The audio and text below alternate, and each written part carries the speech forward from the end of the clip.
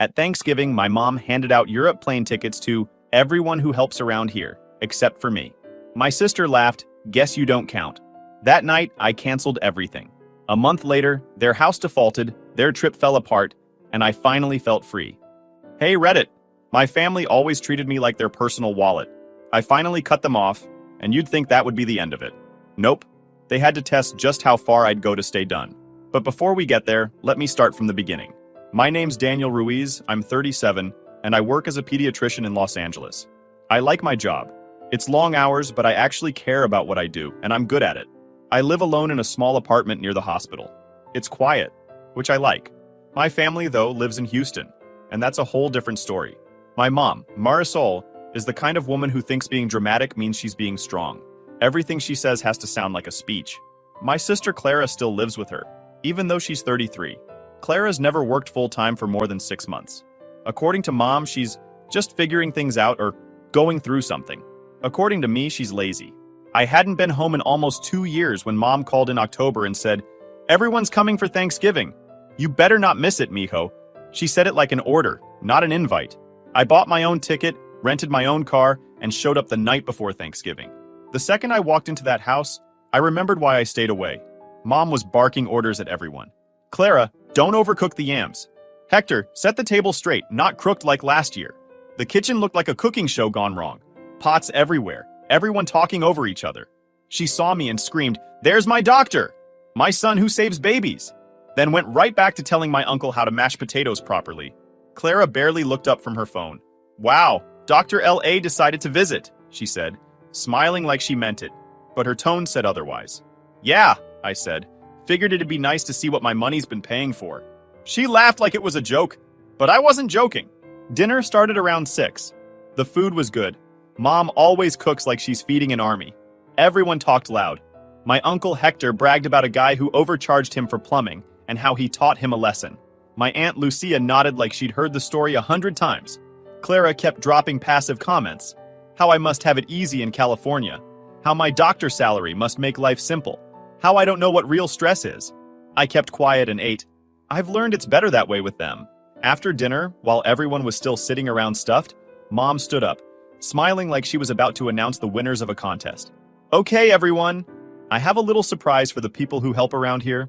She went to the sideboard and pulled out a stack of white envelopes. The room went quiet except for the sound of her jewelry clinking. "Lucia, one for you and Hector. You're always helping with the garden. Renee and Jason, one for you. Thank you for watching the house when I was sick. Clara," she turned to my sister with this glowing smile. "Of course you get one, sweetheart. You do so much for me." Clara squealed and ripped it open. "Oh my God, are these plane tickets?" Mom beamed. 2 tickets to Europe, Paris, Rome, and Barcelona. I thought we all deserved a little reward for the people who make this family work. Everyone started clapping and hugging, except me, because there was one envelope left in her hand, and she handed it across the table, not to me. Then she sat back down like she was done. Clara noticed and smirked at me. "Guess you don't count, huh?" A couple people laughed awkwardly. Hector muttered something about next time. Mom didn't even look at me. "Really?" I said quietly, setting my fork down. "Nothing for me?" Mom shrugged. "Well, Daniel, you're never home. You wouldn't enjoy it anyway. Besides, this was for people who help out around here." And I looked around the table. The same table I paid off when she wanted a nicer one for guests. The same lights I covered when she couldn't afford the electric bill. I just nodded. Noted. The room froze for a second. Even Clara's smile slipped. Mom took a sip of her water, like she hadn't just said the dumbest thing possible. Then she turned to Lucia and started talking about hotel prices in Rome. I stood up a few minutes later. "I'm heading out." Mom waved me off without turning around. "Drive safe, honey." I drove to my hotel in silence. Sat on the edge of the bed staring at my phone. Notifications from their group chat lighting up. Pictures of the envelopes, the tickets, jokes about what to pack. Not one message to me. That night, I didn't feel sad or angry. Just done. I looked at that number and thought, I've paid enough for this family. And sitting there in that bland hotel room in Houston, I made the quiet decision that was about to change everything. They wanted me out? Fine. I was out. When I was 16, I learned exactly how things worked in my family. I'd been saving for months from a part-time job at a pharmacy. Every shift after school, every tip. I finally had enough for a laptop I needed for school. It wasn't fancy, just something to write papers and practice coding on. A week after I bought it, I came home and it was gone. Mom, Marisol, told me she sold it. Clara needs a car, Daniel, she said, like it was the most logical thing in the world. You can always use the library computers. Be happy for your sister. She sold it to help with the down payment on Clara's used car. Clara was 17 then, and that used car was for her independence. Mom said I was being selfish for getting upset. That was my first real lesson. In our house, sacrifice wasn't shared. It was assigned. Fast forward 12 years. Dad had just died, and I was 28, fresh out of residency. I was living in Los Angeles, finally making a steady paycheck as a pediatrician. Long hours, high stress, but I loved it. Mom called me crying almost every night after the funeral. Everything's falling apart, she said. The roof's leaking, the bills are stacked. Just until things settle, mijo. I believed her. She was my mom. So I sent money. First for the roof, then for insurance, then for car payments. That $8,000 for the roof? She promised to pay me back when the insurance check came. When the money arrived, she used it to redecorate the living room. When I brought it up, she said, family doesn't keep score. Except somehow, the score always worked in their favor. At first, it was supposed to be temporary, but the help turned into a pattern. Mom would call whenever something broke or a bill came due, and somehow I always ended up covering it. The mortgage, the water, the power, the property tax, car insurance, gas, streaming services, phone bills, groceries. You name it. I paid it. When I tried to pull back, she'd switch to guilt. You're a doctor, Daniel. You have so much. Clara and I only have each other. I didn't argue. I just kept paying. Clara was supposed to work part-time to help around the house. She lasted maybe 2 months at a salon before quitting. Then she got another job doing admin work and burned out. Mom defended her every time. She's delicate, she'd say. She has anxiety. She helps in other ways. She keeps the house cheerful. Keeping the house cheerful apparently meant posting selfies and talking about manifesting abundance on Instagram. Every time I checked her page, she was out at brunch, doing self-care days, or writing long posts about grind culture, even though she didn't grind anything but credit cards. Meanwhile, I was pulling 70-hour weeks at the hospital. Newborn checkups, ER shifts, paperwork that never ended. I'd drag myself home at midnight and open my banking app to see transfers going out to Houston like clockwork. I kept a spreadsheet to track everything. It started as budgeting, then turned into proof. Every payment labeled, mortgage, insurance, phone, car, groceries, medical bills, line after line, 6 years of it. Every dollar felt like another piece of my backbone I'd mailed away. The family group chat made it worse. Whenever Clara posted a photo, her hair, her new outfit, some random motivational quote, the chat exploded with hearts and compliments. Beautiful! You're such an inspiration! When I shared something, like a volunteer event at the children's hospital, or a photo of the LA skyline from my balcony, silence. No replies, no likes, nothing. It was like I'd posted into a void. At some point I realized they didn't see me as part of the family. They saw me as the provider, the automatic deposit that showed up monthly. They'd convinced themselves I had it easy, because I lived in LA and wore a white coat. They had no clue what it cost to get there. The sleepless nights, the loans I'd already paid off, the years of being broke. The Thanksgiving trip just proved what had been true for years. The envelopes, the way Mom handed everyone tickets to Europe except me, it wasn't new behavior. It was the same pattern I'd been living since that laptop disappeared. I went over my spreadsheet that night, scrolling through all those transactions. I'd sent them enough money to buy another house, and they still acted like I owed them more. For years, I told myself it was love, obligation, or doing the right thing. But the truth was simple. They didn't love me. They loved what I did for them. And I finally decided to stop. No more deposits, no more explanations, no more guilt calls about how hard life was. If they wanted to keep treating me like the outsider, then I'd act like one. I closed the spreadsheet and wrote one last note at the bottom of the page. Debt paid in full. I logged into my bank and sat there for a second, staring at the balance. The same screen I'd been checking for years, always making sure everything was ready for the next automatic transfer. It looked no different now, but it felt different. For once, I wasn't opening it to give. I was opening it to stop. The first tab was the mortgage auto payment. $1,480 every month, straight into Mom's account like clockwork. I hovered the cursor over Cancel Recurring Payment. It asked, "Are you sure?" I clicked yes without hesitation. 6 years of being sure for everyone else. Finally, one decision for me. Next up were the utilities. The electric bill and water service were both still under my name because Mom didn't want to deal with the paperwork. I opened the accounts, removed my payment method, and hit cancel. The system confirmed it. Your services will terminate at the end of the billing cycle. That meant they'd have about a week before the lights or water stopped. For the first time in years, that wasn't my problem. Then came insurance. Both vehicles, Mom's old sedan and Clara's SUV, were on my policy. I'd been paying their premiums so long that the billing cycle felt like a tax I couldn't avoid. I called the insurance company. The representative, cheerful and polite, asked for the policy number. "Remove 2 vehicles from my plan," I said. "Are you transferring ownership?" she asked. "No," I replied. "Just done paying for them." There was a pause, then the soft clack of her keyboard. "They'll need to set up their own coverage within 30 days. "Perfect," I said, and meant it. The phone plan was next. 5 lines. Mom, Clara, Aunt Lucia, Uncle Hector, and mine. Every month the bill came to me. They never even knew what it cost. I logged in, selected Manage Lines, and downgraded to a single line. Mine. The site asked if I wanted to notify the other users of the change. I skipped that part. They'd figure it out soon enough. Within minutes, confirmation emails hit my inbox. Then the streaming accounts. Netflix, Hulu, Disney+, Spotify, all linked to my cards. I opened each one, went to Manage Profiles, and deleted every name but mine. Then I changed the passwords to random strings of letters. I didn't bother writing them down. Let them open their own accounts if it meant that much to them. Finally, there was the emergency credit card. Mom's card, technically mine, because it was under my name. She'd sworn it was only for life or death situations. The statement told another story. Gas, takeout, Clara's salon visits, new shoes, groceries from places that definitely weren't cheap. I dialed the number on the back. "Report card stolen," I told the operator. She canceled it immediately. "A new card will arrive in 7 to 10 business days. No replacement needed," I said, and hung up. That was it. Years of automatic giving undone in less than an hour. I leaned back in the chair, scrolling through the confirmation emails. Canceled, terminated, removed, deactivated. The words looked better than any apology could have. It wasn't revenge, it was correction.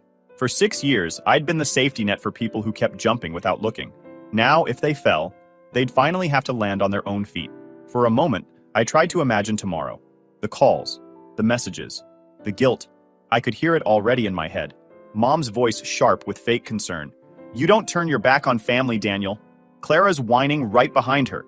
"You're acting crazy, you need help." But for once, none of that scared me. I wasn't their provider anymore. I wasn't their backup plan. I was just done. I saved the updated spreadsheet one last time, renaming it Houston Closed Accounts. Then I shut the laptop. The sound of it clicking shut felt final. I looked around the hotel room. Everything was still. No noise, no movement. My phone sat on the nightstand. Quiet. Usually I'd be refreshing emails or double-checking due dates. But now, nothing. I lay down, hands behind my head, staring at the ceiling. The air conditioner clicked off, leaving a kind of silence I hadn't felt in years. Not the awkward, heavy silence from Thanksgiving dinner. This was different. Clean. Honest. I thought about how simple it had been. 6 years of pressure, expectation, and guilt. All dismantled in under 60 minutes. All it took was one decision to stop asking for permission to live my own life. When I finally turned off the light, I didn't feel angry or sad. Just free. That night, I slept straight through until morning. No waking up at 3 a.m. to check if a transfer went through. No anxiety about whether Mom would text about another urgent bill. When sunlight spilled across the bed, my first thought wasn't about them. It was about breakfast. Something ordinary. Simple. And that was how I knew I'd made the right choice. Right after I woke up, I found my phone buzzing nonstop. At first, I thought it was work. Then I saw the messages. Mom. Daniel, the mortgage didn't go through. What happened? Clara. Netflix isn't working? You forgot to pay again? Aunt Lucia, from a new number. Your mom is worried. Please call her when you can. 3 hours later, another flood came in. Even with the plan gone, they could still iMessage me on Wi-Fi and call from other phones. The kind of panic people get when they realize the machine they depend on finally stopped running. I didn't reply to any of them. I sat at the hotel desk, finished my coffee, and watched the phone light up until the notifications blurred together. By the afternoon, Mom tried calling from 3 different numbers. I finally answered around 6, just to get it over with. The second I said hello, she was already yelling. Daniel, what did you do? Everything's cut off. The electric bill didn't go through. The car insurance is canceled. The phone plan's not working. Are you insane? I kept my voice level. I'm not insane. I'm done. What do you mean done? She shouted. We're family. You're supposed to help. What kind of son does this? The kind who's been helping for 6 years while everyone pretends it's normal, I said. I covered everything, Mom. Mortgage, utilities, insurance, groceries. You all got comfortable treating my paycheck like community property. She switched from yelling to pleading in seconds. You know I can't afford all these things alone. Clara doesn't make enough. We'll lose the house. That's not my problem anymore, I said. I already bought you 6 extra years in that house. You've had plenty of time to figure it out. Then I heard Clara's voice in the background, sharp and sarcastic. Oh, here we go. Mr. Big Shot Doctor thinks he's better than everyone. You think money makes you important? I almost laughed. No, Clara. Being responsible makes me important. You're 33 years old and living off a woman who still calls me for your car insurance. Maybe try working instead of posting motivational quotes. Wow, she snapped. You really love putting us down, huh? You think because you got lucky with some job in LA that you can talk to us like that? I didn't get lucky, I said flatly. I worked for it. You should try it sometime. Mom jumped back in, her voice shaking. You're being cruel, Daniel. You don't talk to your family this way. I sighed. I've talked politely for years, and it got me nowhere. You wanted me out of your business? Fine. I'm out. There was silence for a few seconds, then Clara yelled something I couldn't even understand. I hung up mid-sentence. 5 seconds later, the phone started ringing again. I blocked her number. Another call, blocked. Then one from Mom, blocked. The quiet that followed didn't feel empty. It felt earned. I put my phone face down on the nightstand and opened the blinds. The Houston sun was starting to dip low, painting everything orange. I hadn't felt that calm in a long time. Half an hour later, my aunt texted again. Daniel, your mom is very upset. She says she can't reach you. Please talk to her. She's not thinking straight. I didn't answer. Lucia meant well, but she never understood how deep it ran. She thought it was just a disagreement, not years of being drained dry. That night, I grabbed dinner at a quiet diner near the hotel. While I waited for my food, the phone buzzed one more time. An email notification. It was from Mom. Please explain what's going on.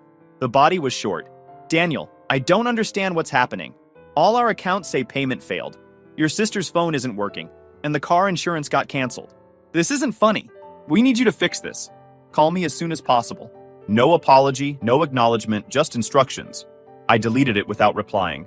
I realized the power I'd given them wasn't financial, it was emotional. Every time they guilted me into helping, I agreed, because I was afraid of being the bad son. But after that call, the label didn't bother me anymore. If setting boundaries made me the villain, fine. I'd rather be a villain with peace than a hero with debt. The next morning, I checked my phone once before checking out. 10 missed calls, 6 voicemails, 2 new emails. I didn't open any of them. At the front desk, the clerk smiled and asked, "Did you enjoy your stay?" "Yeah," I said. I did. I drove to the airport in silence. No music, no calls, just the sound of tires on the road and the first real quiet I'd had in years. Before boarding, I glanced one last time at my phone. Mom's name flashing on the screen again. I turned it face down, powered it off, and slid it into my bag. When the plane took off, I looked out the window. Houston shrank beneath the clouds, and with it, so did every bit of guilt they'd ever tried to put on me. By the time we landed in LA, I felt lighter. Not because I'd escaped them, but because I'd finally stopped carrying them. Back in Los Angeles, I unpacked my bag, made coffee, and turned on my printer. I knew the storm wasn't over. It had just changed shape. If there's one thing my family knows how to do, it's spin a story until they start believing it themselves. This time, I wasn't giving them the chance. I started with 6 years of bank statements. Every transaction that had Houston written on it got a yellow highlight. Mortgage payments, utilities, insurance, phone bills, streaming subscriptions, even the random Venmo transfers labeled "just this once." I made notes beside each one. Roof repair, car tires, Christmas gifts, water bill, property tax. By the time I finished, the total was clear. $214,600. 6 years of keeping their lives comfortable while they acted like it was nothing. I printed all of it, 12 pages of highlighted lines, and stacked them neatly on my desk.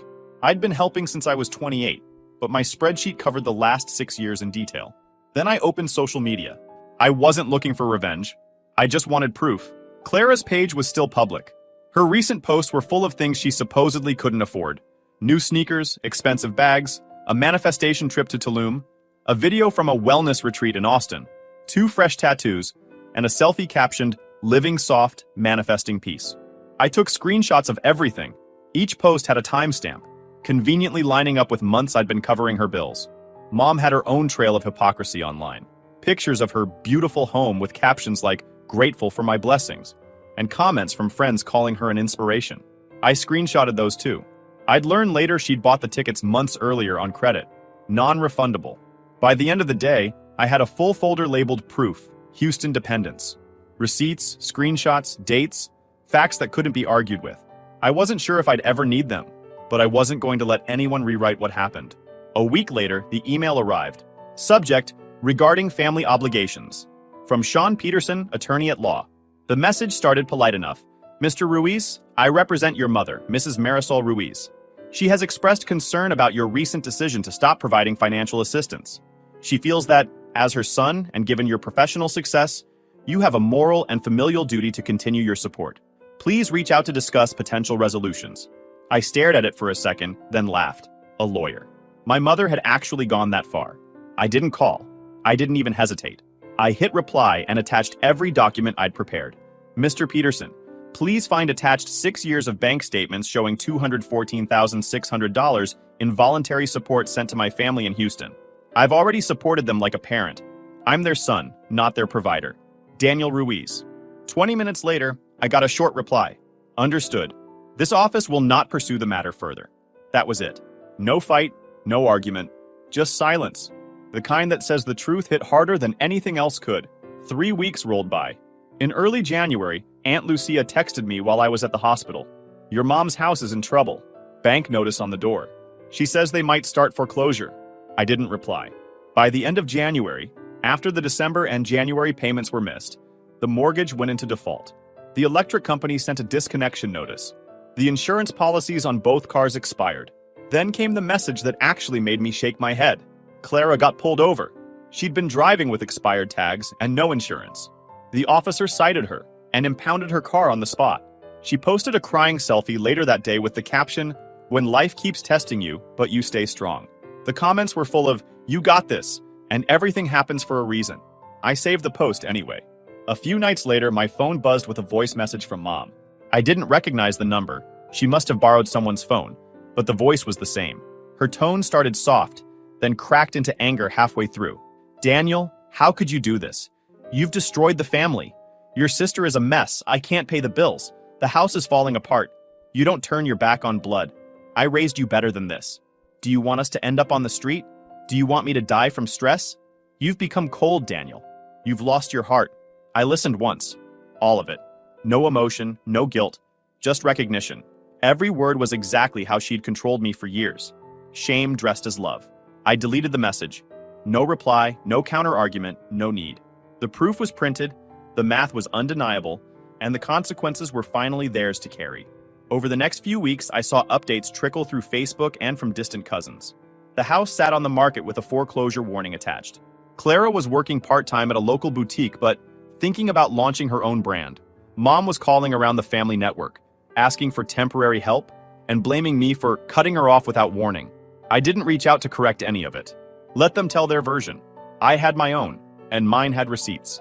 By mid-February, the calls and messages stopped completely.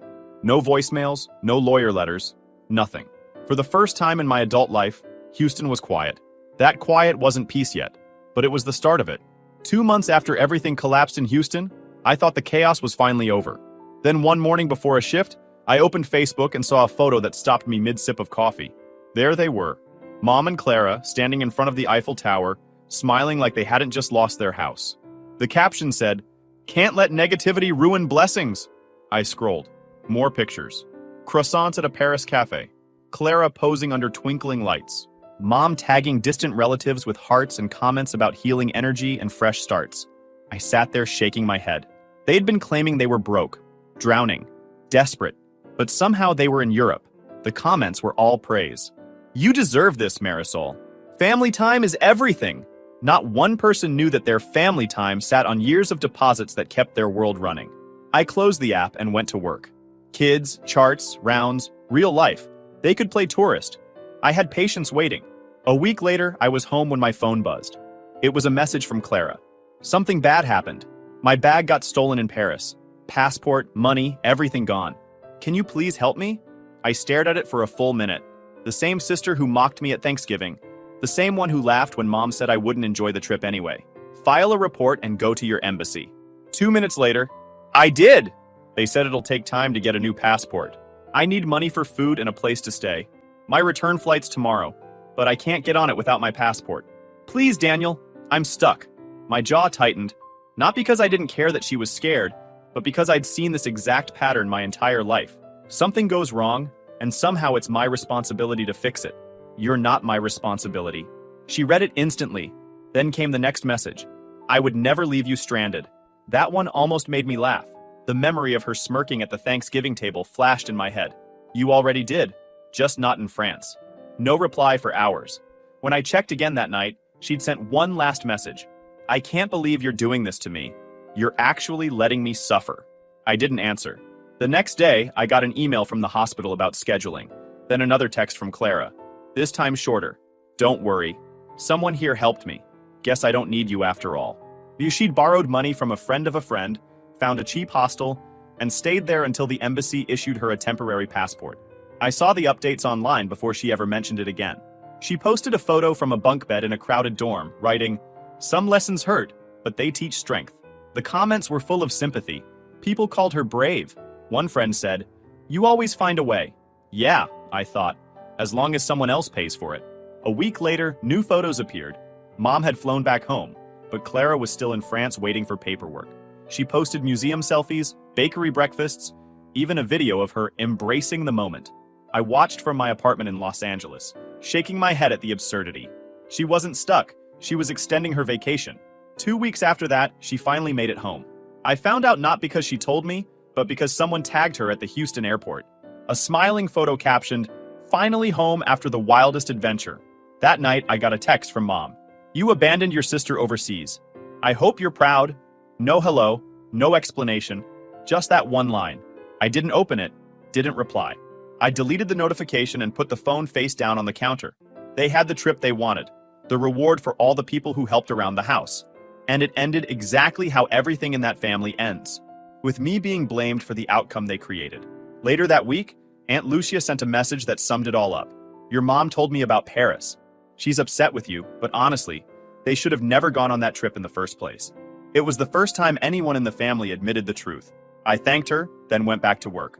No arguments, no explanations. I didn't need to defend myself anymore. The facts were obvious. I hadn't left my sister stranded. She'd stranded herself by believing the world owed her a safety net. After that, I stopped checking their social media altogether. Whatever sympathy or guilt they tried to stir up, it didn't reach me anymore. They'd built a story where I was the villain, and I was fine letting them keep it. At least now it wasn't costing me anything. By spring, the noise faded. Mom and Clara went quiet online. No more travel photos, no more quotes about blessings or family strength. Just silence. And for the first time since Thanksgiving, I realized something. Peace doesn't always come with closure. Sometimes it just arrives when you stop replying. Spring rolled into summer quietly. By then, I hadn't heard from Mom or Clara in months. No calls, no texts, no emails. The silence had become normal, like background noise that finally faded. I figured they were still struggling, maybe learning how to live without me footing the bill. One Saturday morning, I got a message from Aunt Lucia. Her text was simple. "Just wanted you to know your mom sold the house. She and Clara moved into an apartment on the east side. It's small, but they're managing." I called her to confirm. She told me the whole thing in that gentle voice she always uses when she's trying to soften bad news. The house had been listed for months after falling into default. When the bank started sending letters, Mom panicked and finally sold it. She walked away with about $100,000 after paying off what she owed. They'd rented a small 2-bedroom apartment in a rundown part of Houston. The complex wasn't dangerous exactly, but it wasn't the neighborhood they used to brag about living in either. Clara, according to Lucia, finally got a full-time job. A warehouse position. Early mornings, lifting boxes, real work. I almost didn't believe it. Mom had taken a part-time cashier job at a grocery store nearby.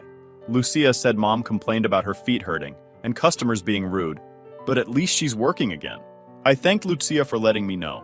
She hesitated before saying, "They still talk about you a lot?" "They're not happy." I asked, "Not happy how?" She sighed. "They tell everyone you ruined the family, that you cut them off without warning and left them with nothing." I expected that.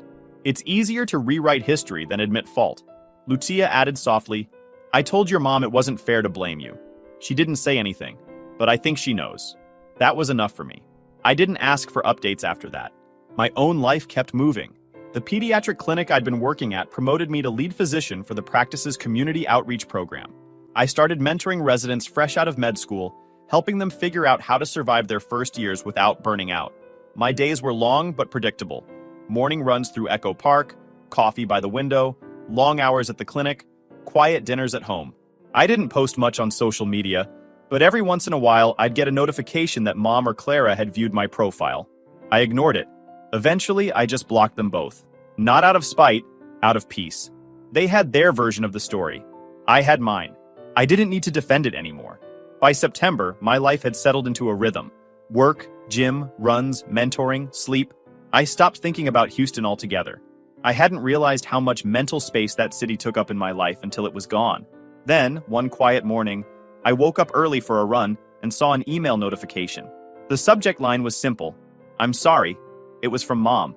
I sat down with my coffee before opening it. The message was short. "Daniel, I'm sorry for how I treated you. I just wanted you around. I hope you're happy. Mom." That was it. No long explanation, no list of excuses, no guilt trip. Just that. I read it twice. The old version of me, the one who felt responsible for everyone, would have replied. Something polite, maybe forgiving, but I wasn't that person anymore. I closed the email, sat back, and smiled a little. Not a mocking smile, just quiet understanding. She wasn't apologizing because she finally saw me. She was apologizing because she finally saw the consequences. Either way, it didn't matter. The words didn't change what had happened, and I didn't need them to. I deleted the email. That morning, I finished my coffee, grabbed my keys, and decided to drive. No music, no destination. The sun was barely up, the Los Angeles streets empty except for a few delivery trucks and joggers. I passed through downtown, then took the freeway west toward the beach. For years, I'd built their world. Every payment, every favor, every just this once kept their life running while mine stayed on pause. I used to think that was what being a good son meant, making sacrifices so they could stay comfortable. Now I understood something simple. Helping people who refuse to help themselves isn't love, it's self-erasure. As I drove, the city started to wake up. The skyline faded behind me, replaced by palm trees and the shimmer of the Pacific. I parked near a quiet stretch of sand where the tourists hadn't arrived yet. The air smelled like salt and something new. I got out of the car and stood by the railing, watching the horizon shift from gray to gold. The waves rolled in steady, calm, certain. Nothing like the chaos I left behind in Houston. For the first time in years, there was no weight on my shoulders. No unanswered messages, no urgent phone calls about bills, no guilt waiting in my inbox. Just me, the sea, and quiet. I thought about that Thanksgiving night, the moment Mom handed everyone those envelopes except me, the look on Clara's face when she said, "Guess you don't count." I realized that maybe she was right back then. I didn't count, not to them. But standing there, I also realized it didn't matter anymore. I counted to myself, and that was enough. I watched the sun lift over the water, warm and slow. A new day starting, nothing dramatic, just steady, like peace sneaking in through the cracks after years of noise. I leaned against the car and said it out loud, more to the wind than to anyone. For years, I built their world. Now I finally get to live in mine. Then I got back in the car, turned the key, and drove along the coast with the windows down. The city stretched out ahead, wide open, and for the first time in my life, I wasn't driving back to fix someone else's mess. I was going home. If you enjoyed this video, please hit that subscribe button. It really helps the channel and help us bring you more and better stories. Thanks.